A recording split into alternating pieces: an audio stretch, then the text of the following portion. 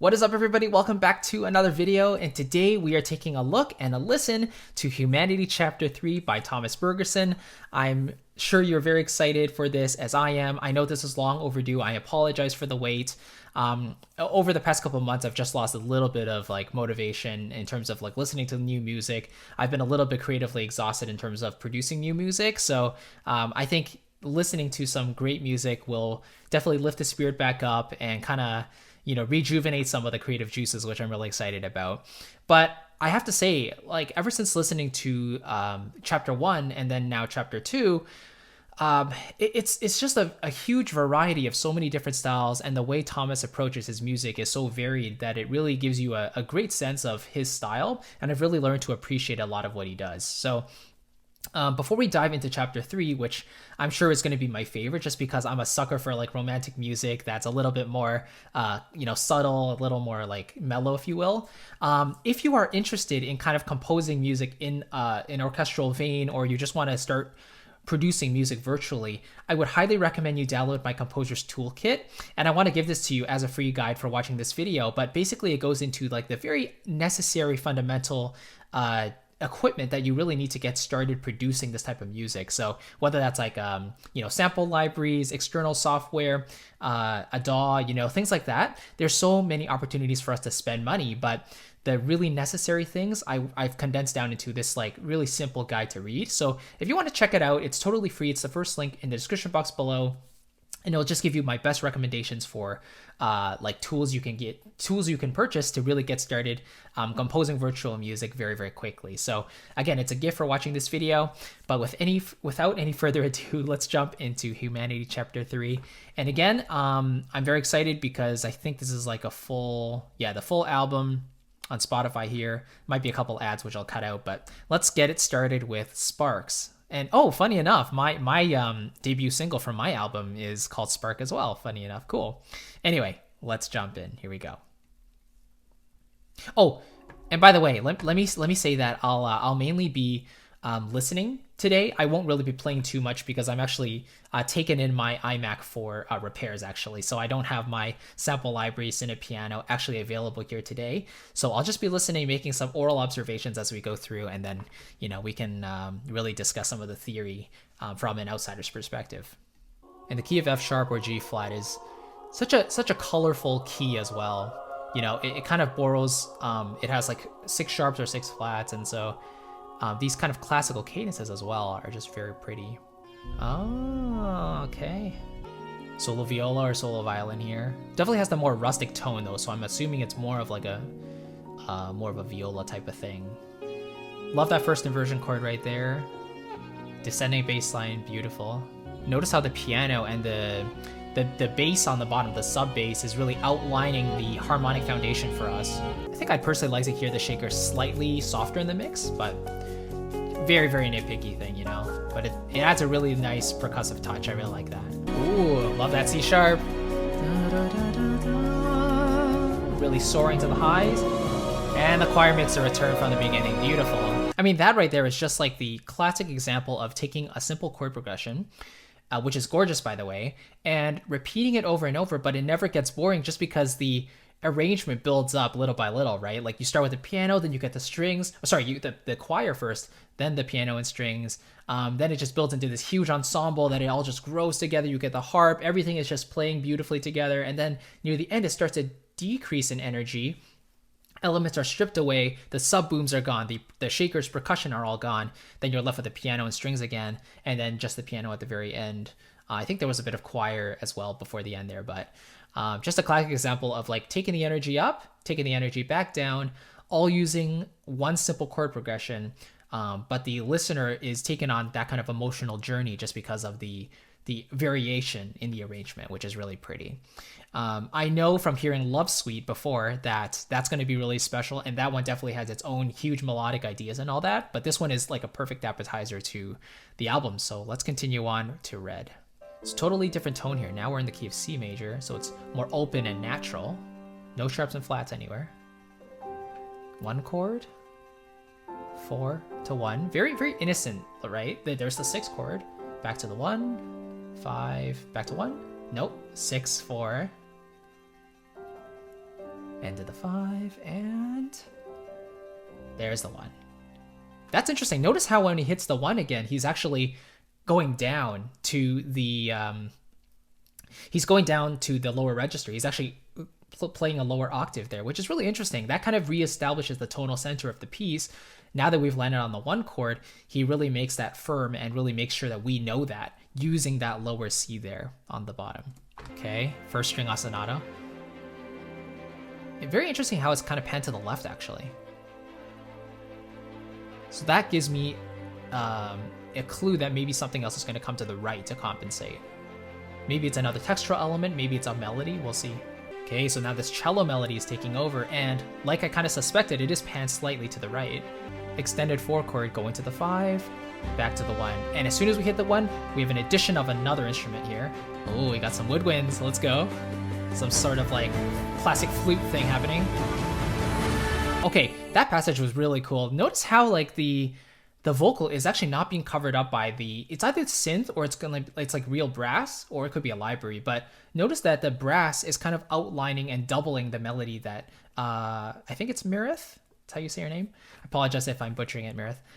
But basically the brass is kind of tucked in behind her vocal melody, whereas it would be really easy for it to be drowned out. But just because of the volume balancing and making sure that the vocal has room to sit in the mix, it's able to kind of come forward and really take center stage compared to the rest of the arrangement, which is building around the vocal. So this is kind of like a mixing topic, right? Like, where do you want to build the arrangement? Do you want to start from the vocal? Do you want to process the vocal first and then create the rest of the arrangement around it? Or do you start from the individual elements first and then build up the rest of the important instruments around that, you know? So that's kind of an interesting thing to think about as arrangers, composers ourselves.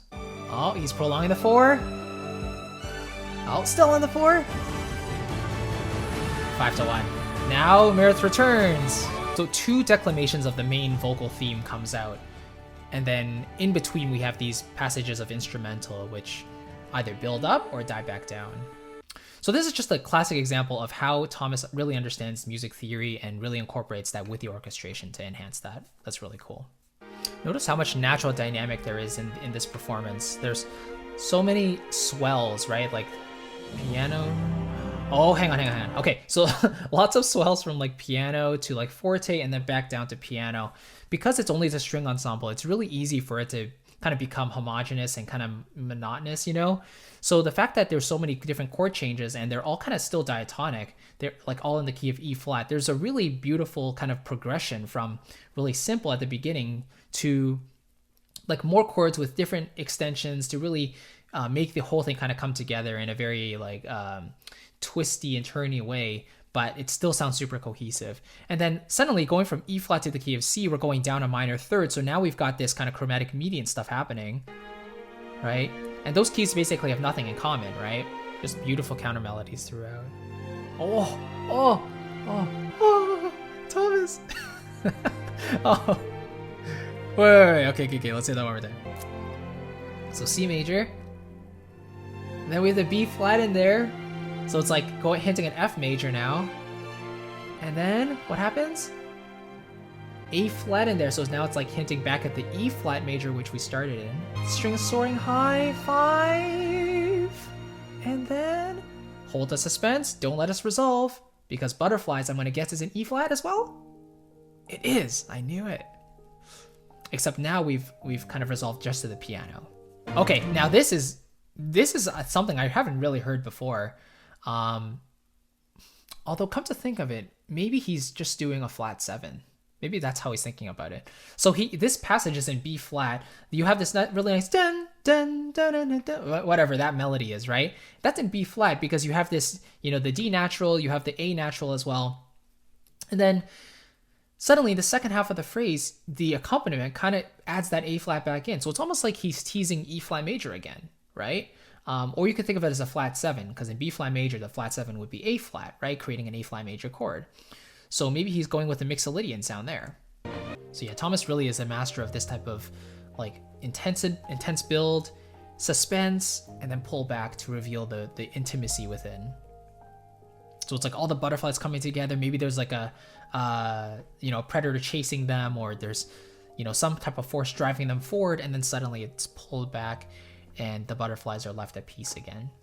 Yeah, I'm a big fan of starting off arrangements with strings and then kind of pulling back to reveal whether it's piano or a solo instrument like an oboe or a trumpet or something, just to really give it a sense of, how do I say it, a different texture, right? A different timbre. Because the strings are very lush and kind of, you know, homogeneous in a way. So when you can contrast that with a different set of instruments, it just makes it feel so much better. But now here we do have the strings kind of building back in with the choir, and they're creating this really almost ethereal feel to it, a church-like quality. Pretty classical chord progressions here, but done in such a beautiful, lush way, right? Like we really feel like we're stepping up the scale. We're going to the 4 and the 5 chord, and he prolongs the coming of the tonic by putting in the 1-6-4 rather than going to the 1 right away. So we have the 5 chord,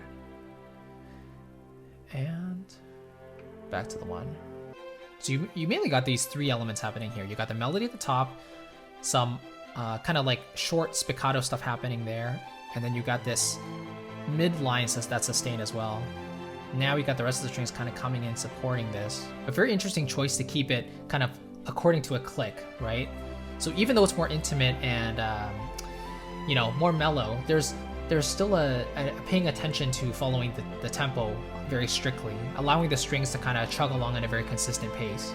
Very cool. You got here the piccolo in the background doing these runs, right, up and down the scale. Now we got those heavy hitting percussion hits. That's nice. Oh, of course. Of course. As soon as I heard that brass or the horns or the trumpets kind of bend up a whole step, I was like, what is that sound? Like, why is that happening? And then as soon as the vocalist came in, Chimera, I was like, okay, there you go. That makes sense. Like he's giving us a very obvious tell that this modulation's about to come hit us. Yeah, I love how it started off more acoustically and then just built into something a little more electronic. Okay. Back to this acoustic feel. That's more fantasy-like.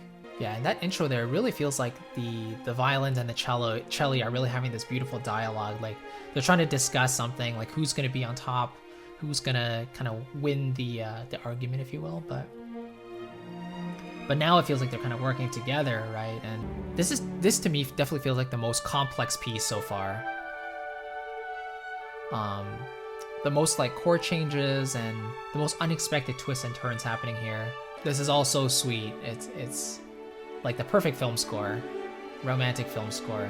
Like the two people walking together, hold hands, you know?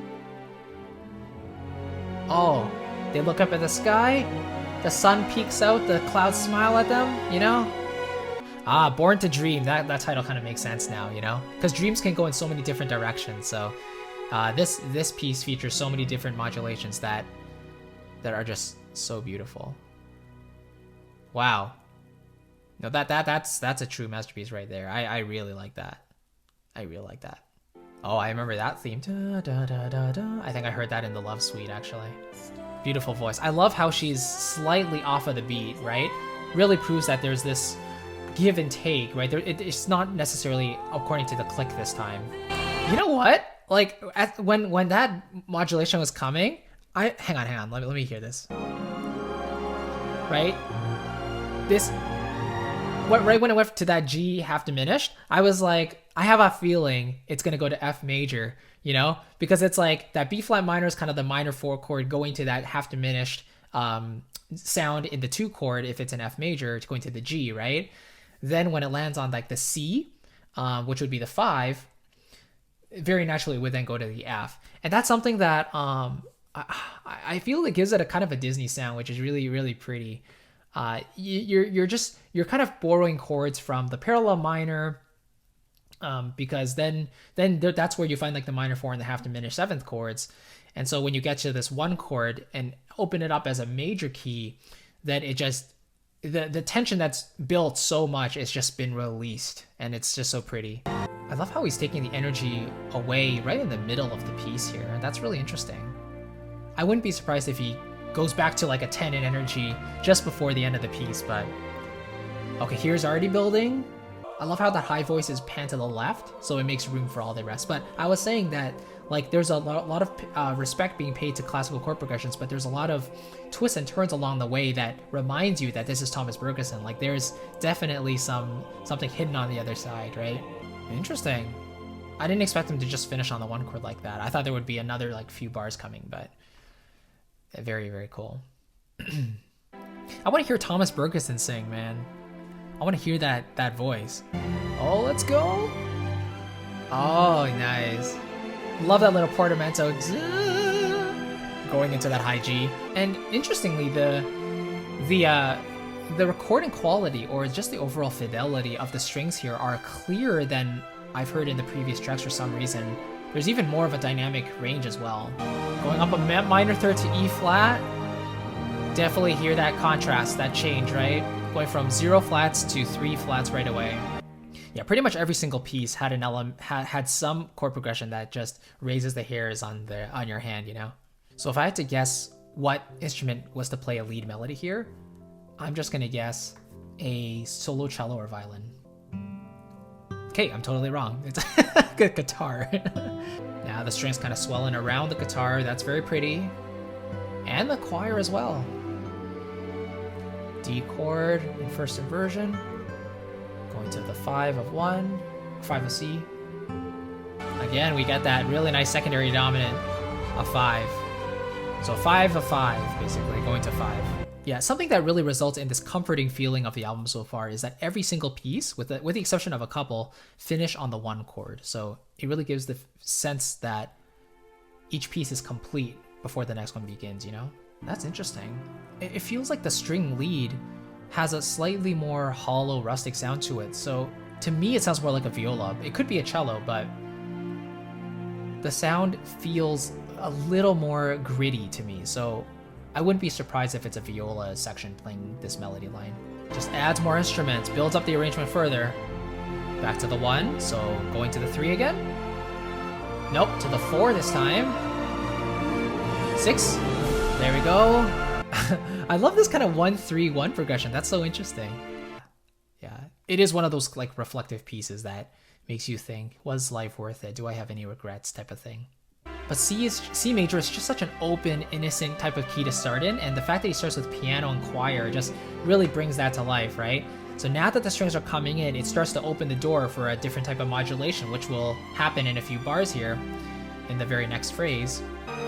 Out of the whole piece, this is the theme I remember the most. It's just the most acclamatory. Da, da, da, da, da, da, da. G sharp minor, love that. Goes to the 5 of F sharp or G flat. And the choir comes in with that resolution. That's just such a creative way of orchestration there, you know. Don't go with strings, don't go with brass, you know. Show us this modulation just happened by taking elements away and giving us a very intimate element instead, in this case the choir. Notice the string ostinatos, the string runs happening there, so it's definitely signifying that the piece is not over. There's definitely another modulation that's probably going to come up, or some increase in instrumentation that really brings it to another level, and before we get that, it actually dies down. Yeah, I love when those inner lines, those string lines, get a chance to move around independently, and now it all comes together with the brass, to D major, and 1.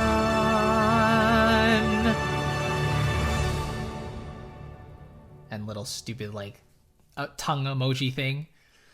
Why do that to us, Thomas? Why? So this is the second last track. I was not expecting this. So we're definitely getting more of like a callback to like Thomas's more trailer vibes, I guess, you know? But at the same time, there's this kind of pop sensibility that's in there too. Nice little swell on the 2 chord there. Very cool. Back in the key of C now. So there's definitely a turn back to the, you know, orchestral acoustic sensibility here. There's also something that's really cool is that I think we've had like a C pedal on the bottom the whole time, and now we change. So notice the piano at the top, it's not really doing a whole lot. It's creating these like upper textures, right? But it's mainly the cello melody in the middle that's kind of carrying it forward so far. Thomas has kind of put like a little delay on the trumpet as well. That's kind of cool too, huh? Like you hear the echoes of the fragments of the melody there. Yeah, for a moment there I was like, what's going to fill in the rest of the lows and the mids there, because we only have the high frequencies there in the instruments. But there's that echo with the reverb that fills up the space. So nothing crazy has really happened yet. It's just been a nice like rise of intensity and kind of a little lower as well. But now we've kind of got more elements working together. The strings, piano. There's the first big burst of emotion right there with the choir. The high strings coming in, doubling it. I'm probably expecting to hear some heavy drums before the very end. So I think this little quiet section is more of like a tease. Could be totally wrong, but I have a hunch that Thomas wouldn't leave us hanging. I think he'll give us one more high energy impact climax before we resolve into nothing. Okay, well, there we go. 5, 6, 7, 8. And it resolves. Yeah, back to the trumpet. Nice. Well, all I can say is thank you, Thomas, for treating us with a gorgeous third album, really. This is one of those records I think that will go down as one of the best instrumental albums of all time. I mean, there are vocals, of course, but this album really like shows Thomas's depth of understanding in terms of, you know, orchestration and harmony and just how the core elements of music really work together. Like, of course, you do have synthetic elements, you do have electronic elements working with those acoustic elements, but without a foundational knowledge in the classical areas, right? Like the foundations of harmony, understanding how, you know, basic scales, chords work and how modulations can affect mood and emotions and how orchestration can affect our you know, emotions and feelings. Your music doesn't really stand a chance if the core things don't work well together. And I you know, Thomas has that in spades, of course, because as a professional composer, someone doing this for so many years, you know, every single chapter so far has had kind of a different feel and a theme to it. And I would say number 3 is probably still my favorite, just basing that opinion off of Love Suite, because the other tracks in this album are all very special. I think the ones that stand out to me the most are still Love Suite and probably Born to Dream. Those modulations and those, you know, everything that happened in that track really stood out to me. That's not to mention the other pieces aren't great. They definitely are, but you know, these ones really captured and my attention, my ear, you know, and it was just really amazing experience. So yeah, I mean, I'm looking forward to hearing chapter 4. Don't spoil it for me, please, yet. But if you do enjoy Humanity Chapter 3, this album in particular, please let me know what your favorite track is. And maybe why as well. Like, do you like the certain mood? Do you like the certain instrumentation that it creates? Do you like maybe one of Thomas's harmonic choices? Do you like the way the melody shapes in some area? Let me know in a comment below what your favorite track is or tracks are from this album. And again, if you are a musician or a composer looking to get started in the area of virtual composition or songwriting, I definitely want to give you my songwriter's guide, or it's called the Composer's Toolkit, actually. It's a free guide that kind of goes over the very necessary fundamental equipment and steps that you need to really consider when making music on your computer or just virtually in any case. So it kind of goes over like the very basic essentials. You know, I know there's like so many things you could be spending money on, but generally I believe that less is more, and you don't really need the most expensive equipment to start making quality music. So if you're interested in that type of thing and you're looking to get started, or even if you're an advanced musician looking to kind of refine their toolkit, then I want to offer this guide to you absolutely free. It's the first link in the box below. Feel free to download that and check it out anytime you want. Again, it's my thank you to you for watching this entire video. I really appreciate it. Thank you, Thomas, again for sharing this album with us. I look forward to checking out the rest of the chapters. And until next time, my friends, have a wonderful day and keep on making beautiful music. Take care. Bye-bye.